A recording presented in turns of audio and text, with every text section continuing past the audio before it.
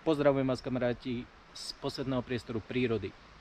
Dnešné video obsahuje len jeden záber, na ktorom uvidíte reakciu jelenice na približujúceho sa medveďa. Na mieste, kde záber vznikol, bola fotopaca umiestnená od začiatku apríla do začiatku októbra a niekedy v budúcnosti vám video ukážem celé. Verím, že záber vás poteší, prajem vám krásne dni, zostávajte v zdraví a nech sa vám darí.